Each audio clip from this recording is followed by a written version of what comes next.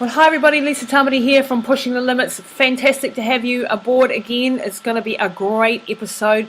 I've just interviewed one of the most amazing men that you're ever going to come across, an adventurer, Ray Zahab. So you're going to hear his story, his life story, and it's going to be epic, absolutely epic. One of the greatest adventurers of all time. But before we get underway, if you want to hit me up, please do so on either Instagram at Lisa Tamati or on Facebook at Lisa Tamati, or feel free to email me, lisa@lisatamati.co.nz.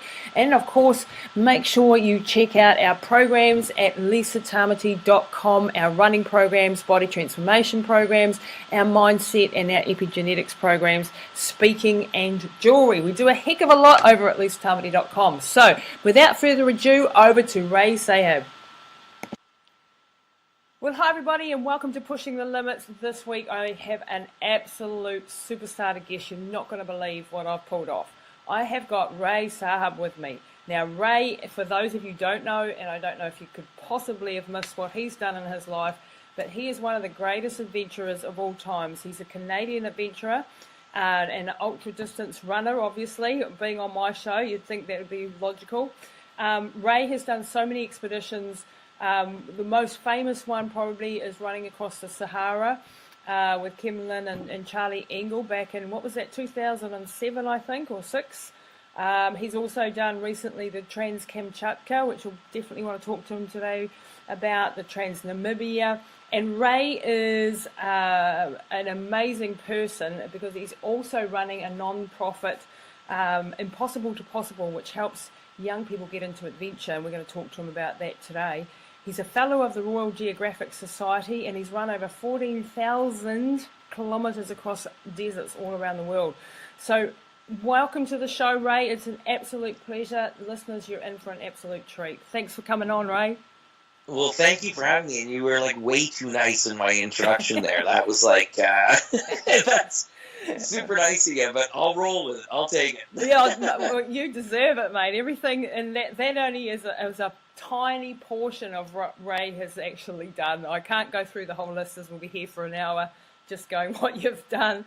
But Ray, you're also the author of 2 books, and funnily enough, you've got Running for My Life, and the other one is Running to Extremes, which is the same title as my book. That's awesome. Well, hey, listen, brilliant minds, right? That's what they say, so we came up at the same time. It's funny, Lisa, you brought up all these projects that I've done. If somebody wants to learn more, they just go to my website, rayzahab.com, whatever, and they can read about the projects I've done. But, I'm not a person who kind of lives, and I'm sure you're the same way, but, you don't kind of, relive what you've already done. Yeah. You're thinking about what's happening down the road. And I have this giant filing cabinet at home where it's got, a bunch of junk tucked away in it, and awards that I was honored to receive. I have a Meritorious Cross from the Canadian government. I got a Guinness record, all this stuff. But none of it hangs on my walls, right? And it's tucked away in my filing cabinet for my daughters. So someday, if they really want to read all that stuff about the old man, they can.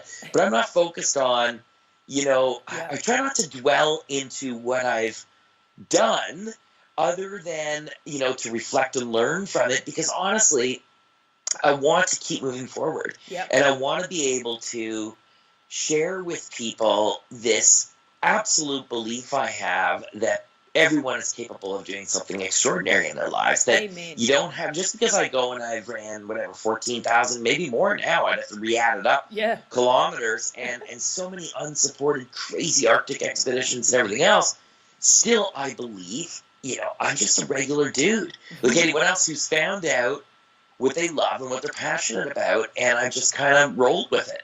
And I think that that's the trick in life that people miss, right? It's finding passion, happiness and passion. If you have those 2 things in your life, you are wealthy beyond your wildest dreams, because you only got one kick at the can, right? Absolutely. And so make the most out of it. Yeah. Anyhow. I think that it's a fantastic attitude, and it really shows your humility and humbleness too, I must admit, because but I think it is really important to celebrate what you have done as well, because it does. I know when I look back over my years of doing crazy stuff, and as I said to you before, I'm unable to do some of the stuff at the moment with the situation that I'm in, it does give you confidence and strength to move forward and believe in what you can do. And when you add up a whole lot of cool adventures and cool things, and this is the power of adventure, I think. So that sort of segues really nicely into the work that you're doing with youth, with your impossible to possible. Can you tell us a little bit about that and why youth is really important to you and what you're trying to do there? Yeah, 100%. So it's interesting you bring it up. When I started, so background, sort of backing up. So you know my story, like many people in our youth. You know, I'm 50 now, so it wasn't uncommon when I was young. We were all smoking way too much, drinking way too much, partying way too hard, but I just never sort of stopped, and I just carried on. Into adulthood. I barely got out of high school. I dropped out of community college. I was not driven, and I was completely uninterested in learning, and I was a very unhappy person. And, admitting to yourself that you're unhappy, being unhappy or not, having a low point in your life is very relative to you as an individual, right? Mm-hmm. So you can't really compare your situation per se to someone else's necessarily and measure it. It's how you feel at the time, and it's like you just feel absolutely horrible, right? And so I just didn't know where I was going to go, and I'm lucky that I have such an amazing brother who is a huge inspiration to me. He's younger than I am, a year younger, and he had gone through sort of this life transformation where he was an unhealthy pack-a-day smoker like me, and he ended up becoming like this Ironman triathlete. He was doing all this really cool stuff that I was completely unfamiliar with. And he made it look cool, and he loved it, and he was like so stoked about doing those things that I wanted to feel the way he did. And the pathway seemed to me to be, well, maybe if I did the things he did, I could gain the confidence that he has, and I don't know, maybe my life would be different. So that was the path I started down. Now that was in 2000. Like, that seems like so long ago. But anyhow, that's when I quit smoking. And then within 3 years, I started running. I was adventure racing. I was racing mountain bikes. That was my first passion, was mountain biking. And I did well. I mean, I loved it. But when I started running, after the adventure races, the very first running race I ever did was the Yukon Arctic Ultra. And I won it. And I never thought in my life that I would ever win anything physical. I mean, look at 5 years before the finish line of the Yukon Arctic Ultra, if you had said to me, hey, guess what? One day you're going to run 100 miles in the Arctic and you're going to win this crazy running race, I'd say you're smoking something stronger than I ever did, right? Like, I just never saw myself as that guy. But it happened. And so to answer your question in the absolutely longest way possible, that started me on a journey where running would become, I always say this, my greatest teacher. And I went and did ultras all over the world. Like, I was racing all over the world in the craziest races because those were the ones I liked. I liked the desert races. I love the sense of adventure because I was 35 years old and I was completely reborn, right?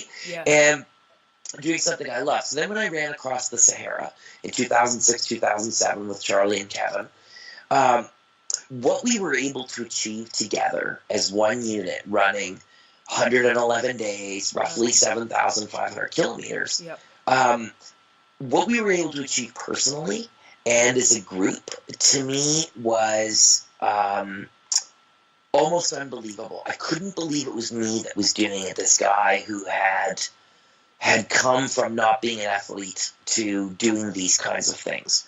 And then to have this film crew, Matt Damon's film team, making a documentary out of it, and the documentary became this huge thing, I realized that people were excited about this adventure. They were learning from it, as we were. And I found on the adventure that I was learning about the water crisis in Africa. I was learning about a new culture that I'd never seen. I was learning so much. And that's the point. I was learning, and I was passionate about it. And I thought, you know what? If I could save another 16-year-old a lot of time and give young people an opportunity to go and do what it is that I do, then that's what I want to do with the rest of my life. So Impossible to Possible is a non-profit organization. I'm the founder. There's co-founder Bob Cox. We do everything together. The goal with it was simple. Create expeditions that are free. So we take these young people on their own expeditions all over the world. We've done, I think, 15 of them, by 14, 15. from places like the Amazon jungle, the deserts. We've been in Tunisia, we've been in Rajasthan, the Canadian Arctic. And these young people go on these expeditions, which turn into learning curriculums, which we pipe into schools through a live website using satellite. Wow. And everything's 100% free, you know, and it's my passion. I'm a volunteer in the organization. This is what I love to do. Mm-hmm. And, yeah, my expeditions basically are the way that I fund it. Wow. You know? So your expeditions, so you managed to, because the funding for such a thing must be huge. I mean, the comprehension of doing something like that, I mean, my mind's just going boggling with what that would entail. How the heck have you managed to get enough support? Yes. Sorry, I'm talking over you with the Skype thing here. I apologize. There's a bit of a delay in the line. So the way it works, I mean, I've been doing this for years, like adventure and being an explorer, if I use that term, that's my full-time gig. That's what I do, right? Yep. So I have 2 daughters. I have a wife. She's an ultrarunner. My girls are growing up. They're, you know, into all kinds of sports, cross-country skiing, biathlon, everything. And so, you know, my family, I want to support my family and take care of my family. So I go on my expeditions. I speak. I'm very fortunate. There's not a lot of the corporate stuff that I do, but I do a lot of corporate speaking that helps pay bills. And then with the sponsorships that I have and the great companies that support me, they as well support Impossible to Possible. And so by building those relationships through doing my own expeditions, it in turn supports the youth-based organization Impossible to Possible. So it's this weird place that I exist in. You know, everything just kind of, you know, works. And some years are really great. I mean, with Impossible to Possible, it's getting more expensive. We used to do 2 youth expeditions every year. Now we do 1.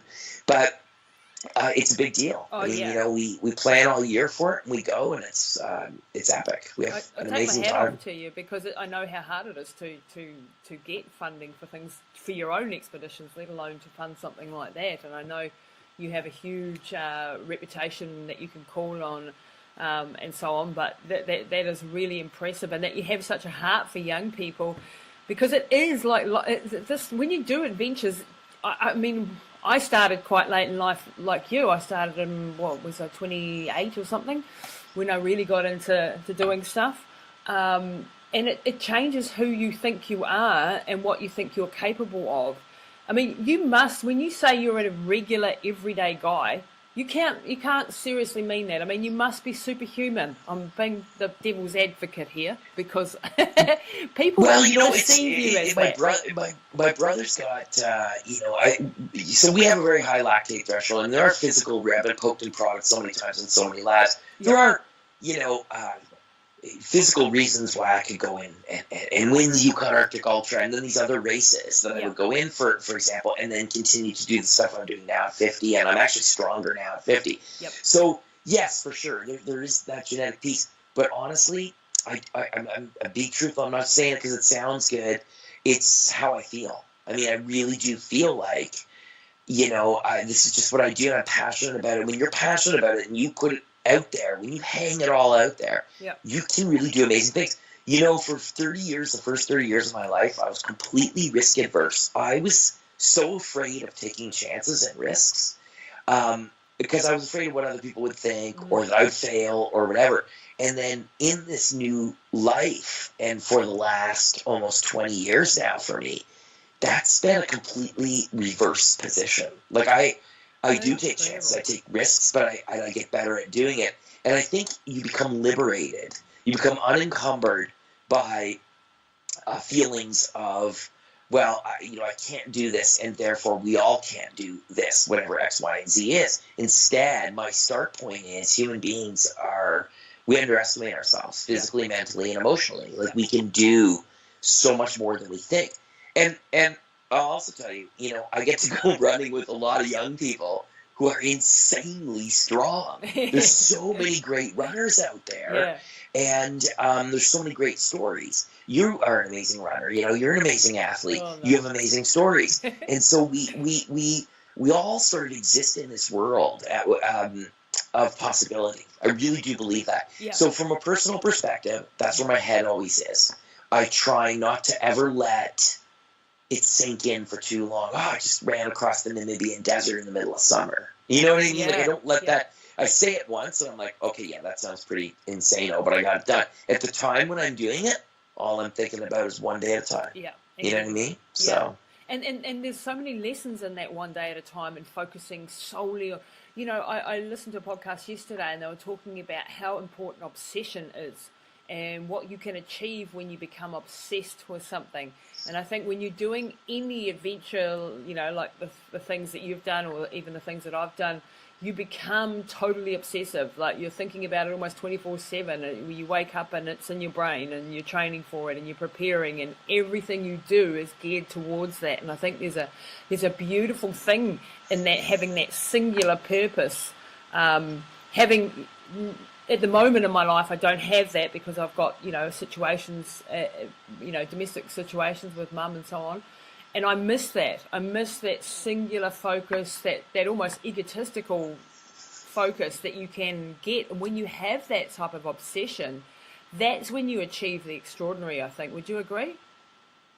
I do agree. I mean, but I would also say, standing back and looking in, the reason you're able to be this amazing daughter who takes care of their mom in such a difficult situation instead of just handing her off to some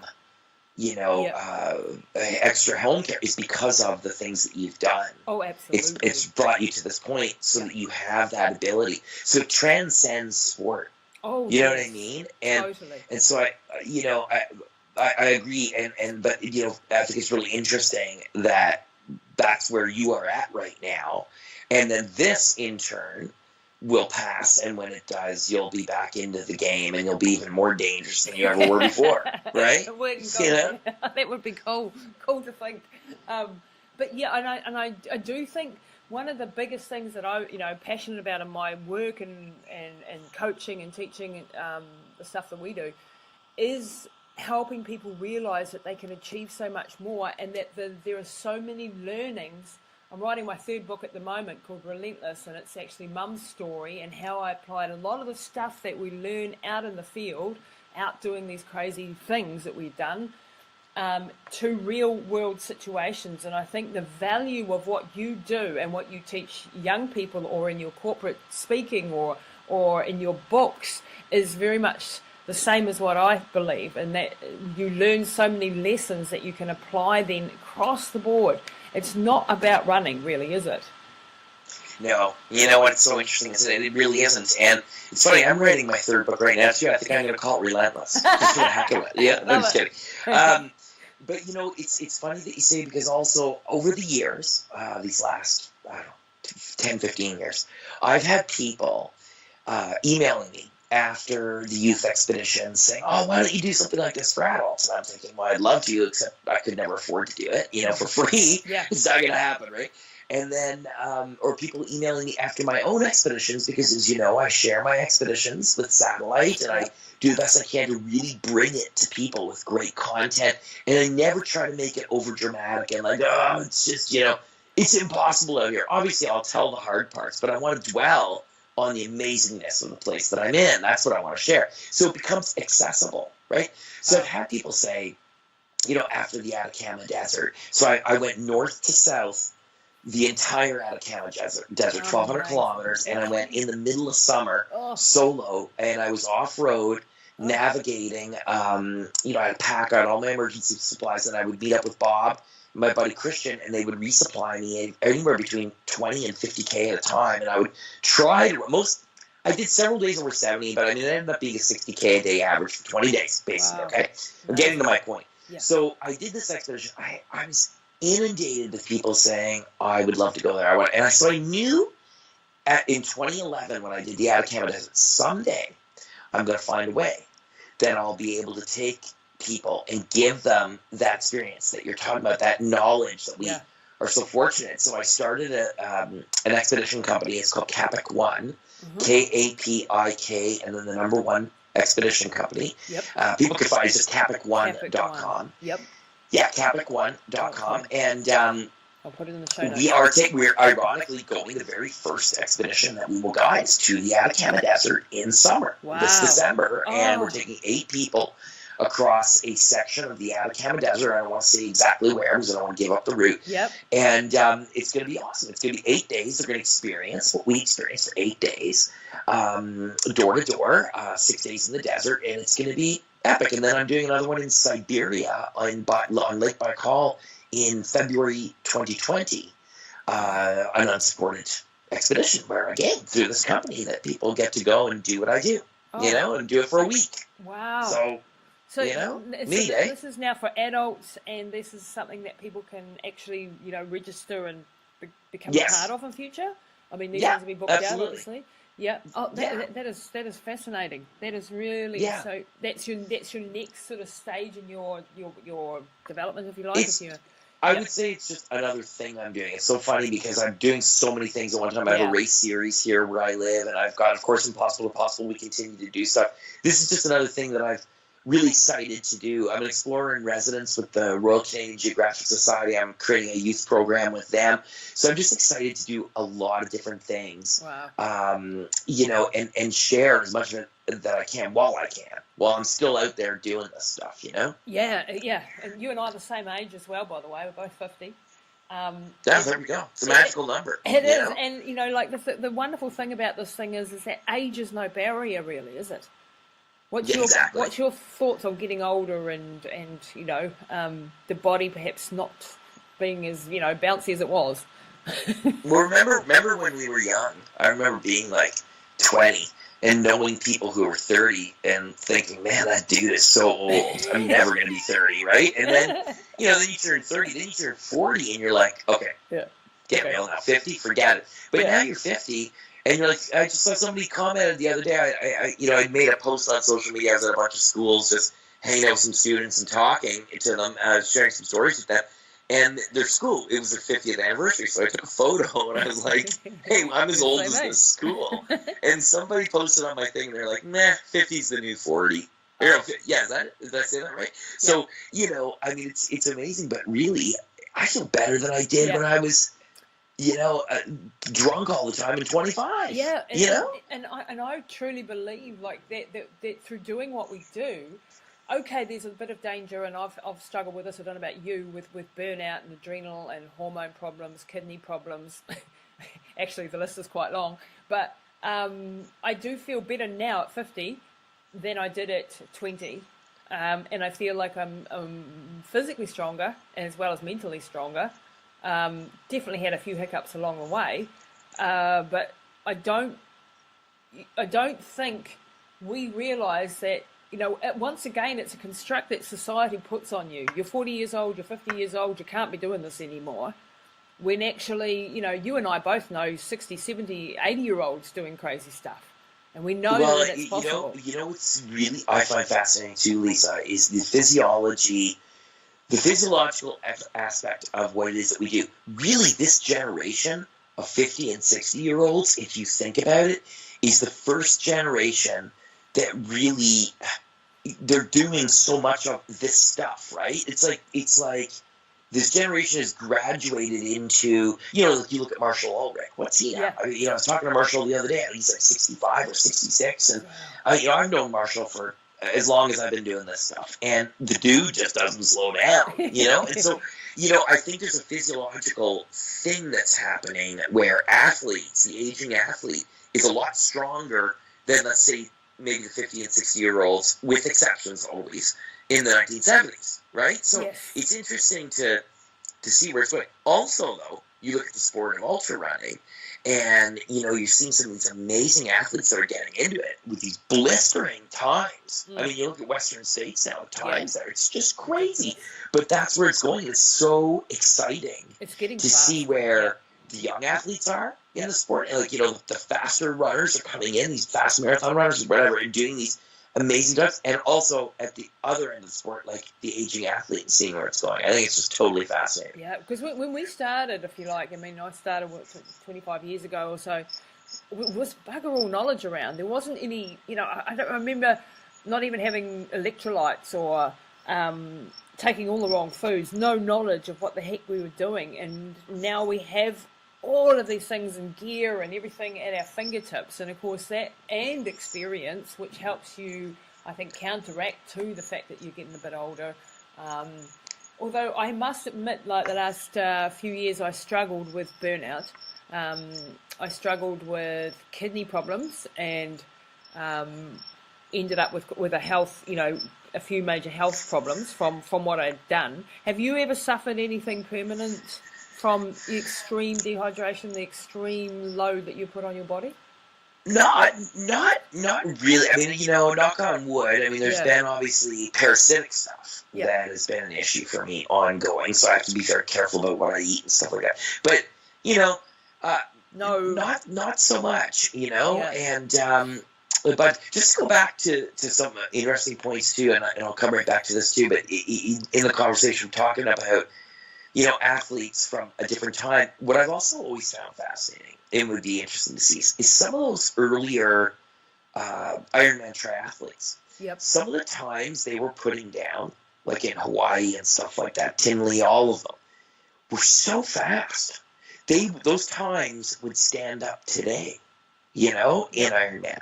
So it's interesting how you've got those both sides. But I think we're going to see some amazing things happening on the ultra running scene. I think people just keep watching, and I think we're going to see a lot of them. The more broader the sport gets, it's just such an exciting time for people to be getting into ultra running and trail running, because the sport is just going to explode. It's going to get even bigger, But you were asking about lingering things. I've had all kinds of injuries. Obviously, when I ran across the Gobi, I did that solo as well, and that was over 2,000 I guess, and I was running with wind at the end of the expedition.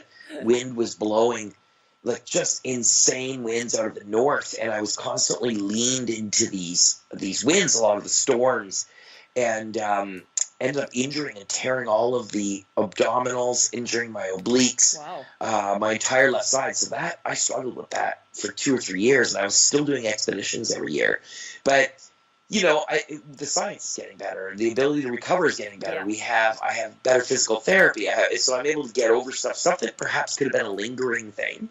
Absolutely. Is no longer lingering. Yeah, right? And you can get on top of it. And I think if you have the attitude that I can come back and I can overcome things, then you're more likely to. And there's so many. I mean, I know with Mum's journey, with the journey that I've been on with her, and with my own health journey, having tumours and things.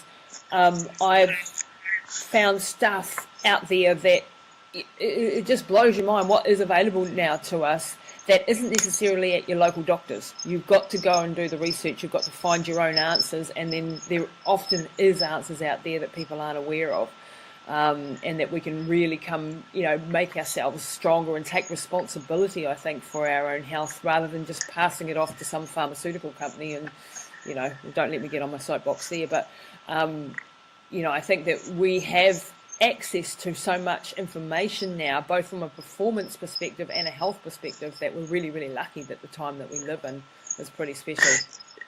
Absolutely. I mean, and I agree with you. I think the more we can do proactively for our health, the better off we are, right? I mean, the more that we can do, the more that we can learn about our bodies, it's never a bad thing. No, absolutely not.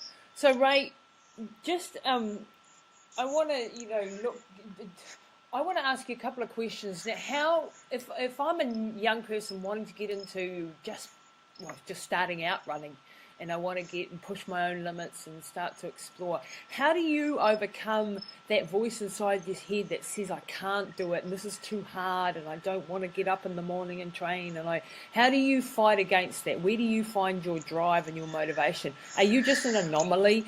Like, people look at people like you and even me and go, oh, well, they are just different. And I bet you have days. People think I love to get up in the morning and just go for a really long run, and it's just like all unicorns and lollipops. But to be honest with you, it's a real drag sometimes. Yeah. I do it because I know I need to do it.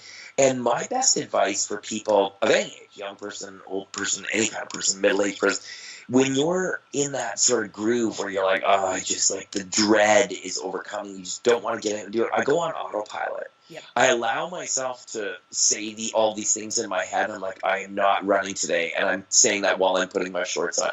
There's no way I'm going outside and I'm tying my shoes, and then you just kind of you override and you just get out there, because you could be having the worst day ever. And if you go for a run 1 kilometer in, if you can just get a K done, you feel so much better. Yep. So basically, it's just getting to that point, and then you're like, it's not so bad. You know what I mean? I don't know what I was complaining about. But a lot of days are like that for me. I just don't feel like training, but I do it. And the other thing I think that's really important, Lisa, the other thing that I think is really important that a lot of people get hung up on is the amount that they're training.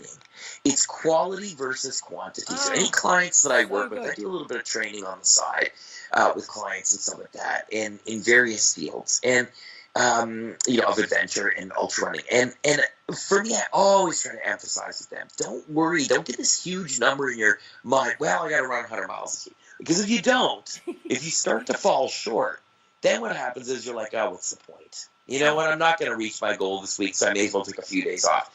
It's not about that. It's about the quality. And for people that are just starting out in running, even more is it important to just think of it as, don't try to build Rome in a day.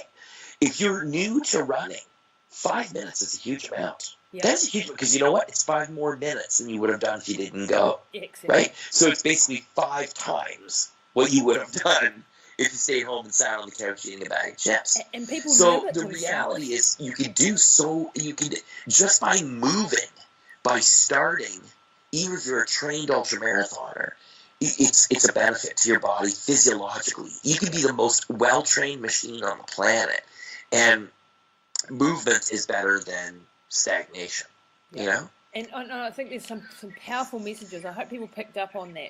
Go on autopilot. Don't think, just do, as the Nike slogan says. If you just put your shoes on, put your shorts on, and go out the front door, and something will happen, even if you don't want to. People have this misconception that you and I and all the other, ultramarathon runners out there are motivated all the time. That is completely untrue. And if you are looking always for motivation and to be inspired to go out the door, that is never going to happen. You have to drag your own ass out there and make it happen for that first couple of kilometers, and then your body will kick into gear. And that's a really, really important point. And the other one that you brought up there, the quality over the quantity. I have, we have an online run coaching company called Running Hot, and we are not high mileage coaches. We do not just do mileage for the sake of mileage, and people are often hung up with the amount of kilometers that they should be running. If I want to do this distance, I have to do that many kilometers. And for me, it's far more about being holistic in your approach, looking after your health, your hydration, your nutrition, doing your strength exercises, your mobility work, as well as your running, but not focusing on, to the exclusion of everything else, on running hundreds of kilometers. Because when people are training for a marathon, they'll do their biggest, longest run at, say, 30, 31, 32 kilometers, right? When we're doing a 200, 300, or in your case, 2,000 kilometer race, you cannot train for that. Like, physically, you cannot actually prepare your body for that load. So how do you comprehend it when you've never actually done that sort of a distance before, Ray? It's interesting. I'll tell you, my wife Kathy, so she loves these 200-mile races, and so she goes, and this is her thing. So then we all get together, we go down with friends, and we crew her, and it's just, we have a lot of fun doing it, right? So anyhow, she is super busy. She's an environmental engineer, and she's a consultant. She's always working and works a ton. And of course, we have 2 daughters, so we're on the go. This family's on the go. And 2 years ago, she was training 4 times per week, maybe 5, because on average, I would probably average out to about 4 days a week. Yep. And she had some long runs, but none of the runs were over 6, 8 hours, because that's all, like, for the longest run that she had time for. And the rest of them were all, because we live in a very hilly area, so like a bunch of ski resorts in the area, so she was going up and down ski hills and all this stuff. Anyhow, she went and did Bigfoot, 200-miler, which is a very hard race, and she finished 4th. Wow. She finished 4th, right? It's not her full-time thing by a long shot. So we made her program, we based her program around the time that she had. Here's the other really critical thing for the runners that are listening, Lisa. It's not about jamming your life into a program. It's about making the program fit your life. You have to do what's realistic. And people just all too often get hung up on, well, Tuesday's a speed workout day. And if Tuesday doesn't work out for speed, then the rest of the week has gone to pot. And it's just not the way it works. No. It's not the way we physiologically work. You structure your week around what you have time for, given family, life, everything else. Because if you're de-stressed, that is when you're going to train your best. And it's not the run that makes you stronger, it's the recovery. Exactly. So it's getting ample sleep, the right kind of foods, not fad dieting or anything else. It's eating right and finding the foods that work best for your body, fueling your body the right way. Keeping, any of the clients that I have keep a food journal. For one reason and one reason only. When you eat a certain meal and you have a great workout, you're feeling really good that day, write down the foods that you ate. Get to know your body. I can tell you right now, like for me, salmon, potatoes, and olive oil, those things are magic for me. Like they work really well. My body loves those foods. Yep. And I could eat that 3 meals a day. Yep. For the rest of my life. If we did that desert island thing where you said, right, you can only eat 2 things for the rest of your life, like you're stranded on a desert island, it would be salmon and potatoes. Because it works good. So you figure out what works best for you. And I'm not saying you eat the same foods all the time, but you figure out what foods work best, and then you eliminate the ones that make you feel like crap. I can assure you that the bag of Oreos are going to taste really good, but they're going to make you feel like crap. Absolutely. You take them off the list, and then you treat yourself once a week to that. But you look at your nutrition and your recovery as even more critical pieces to your workouts, and you make the workouts fit your life. Absolutely. Man, I'm so glad I had you on the show just for all my athletes, because, they hear me preaching it, but then they go, yeah. But when an expert like you comes along and just completely reinforces what I've said, I hope you guys are all listening, and I hope you're taking note. It doesn't They have a great coach if you're telling them that. That's reality. Because, let's be serious. That's reality. Most of us have busy careers and life and kids, and we're not professional athletes, so they have to fit everything. And if you overstress your body because you're trying to fit rigidly with a huge plan on top of your life, you're just going to blow yourself up, maybe blow your marriage up, not be there for your kids, and that's not the point of it either, So you have to find a way to make the plan fit your life without killing you. And then you'll be a much freer athlete and have less stress and achieve more with less. It's exactly. Yeah, it's totally. It's a great philosophy. Yeah. So Ray, I know I'm conscious of your time, because I know you're a very, very busy man, and you've got all these people to help and expeditions to plan. So Ray, let's go over once again how people can get in contact with you and where they can follow you on social, because I want all my followers to follow you and make sure that they're getting in your books, reading your books. I'd love to hear when your book comes out, and I'll let you know when mine comes out, and we can tell everybody about them. About our books, Relentless A and Relentless B, it'll be great, So that's a good title. Listen, you know what? I'm on social media. So Facebook, it's just my name, Ray Zahab. I have a public page. It's the one you've been messaging me on with the little blue check beside my name. I check that one every day. It's just an easier place, to communicate with people. It's such a great forum, that one. So I use that. Instagram as well, Ray Zahab. I find myself posting a lot there. Yep. Daily, because it's just so easy. I post daily to Instagram and Twitter, and every few days to my Facebook page. So everything is just at Ray Zahab, basically. And I'm easy to find on all social media, even LinkedIn. I'm there on LinkedIn as well. Awesome. So, and then my website has links to Impossible to Possible. My website is just my name again. It's rayzahab.com. And you'll find links to the foundation, to Impossible to Possible, and all that stuff. And then as far as the guiding goes, if anybody's interested in what we're doing with Capic One, just check out the website, capic1.com, KAPIK1.com, and get in touch with me. There's an email link there, and we have a great team of people.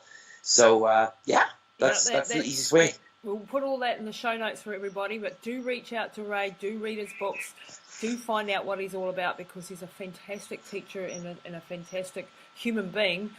Ray, look, I'd just like to thank you so much for taking your time to share with my followers all the crazy, amazing things. You're one of my idols. I had Charlie Engle on the show a while back, and what you guys did back then is absolutely incredible. That still blows my mind, but every single one of the things you've done is incredible, so I can't even pick one that stands out more, because there are just so many. But But people, listen to Ray. You do, okay, he's got talent as an athlete. Never did, but he has. But it's really not about that. It's more about your mindset, isn't it, Ray? It is. Okay, I've said this so many times. 90% mental, the other 10% is all in your head. I mean, it really is. It comes down to, you know, when you're going to do these things, endurance-wise, any of your clients, let's say, that are runners or cyclists or triathletes or adventure racers, whatever they're doing, that there is going to be a certain amount of physical discomfort. But let's be honest, we all love it. I mean, we love doing what we do. And, you know, I've talked with Charlie about this. I've talked with so many endurance athletes about this, that at the end of the day, we come to terms that it's going to be difficult to do these things. So we accept that. Yep. Anything that stops you after that comes down to, unless it's a traumatic injury, comes down to what's in your head, yep. right? And so it's overcoming. So, you know, I would encourage people to not, or to exceed what they think might be possible, you know, and really, as corny as that sounds, really think about it the next time you're out there, that you're capable of more than what you think you are. I mean, all those tacky sayings that are on coffee mugs are all actually really true. Yeah, true. I mean, it's legit. It's totally legit. Yeah. Totally. All right, right. Well, thank you so much. You know, thanks for taking the time. And you're in Canada, in Quebec, and Canada. I would love to come and visit you. Maybe when Mum's better, I'll be able to do that. Failing that, mate, I'd love to invite you to come over here. Well, who doesn't want to go there? Yeah, I know. Like, spot, we have this amazing country with all these crazy things over here. So please come and visit New Zealand sometime too in your adventures. Ray, you've been absolutely awesome and so generous with your time today. Thanks for being on the show. Thank you so much.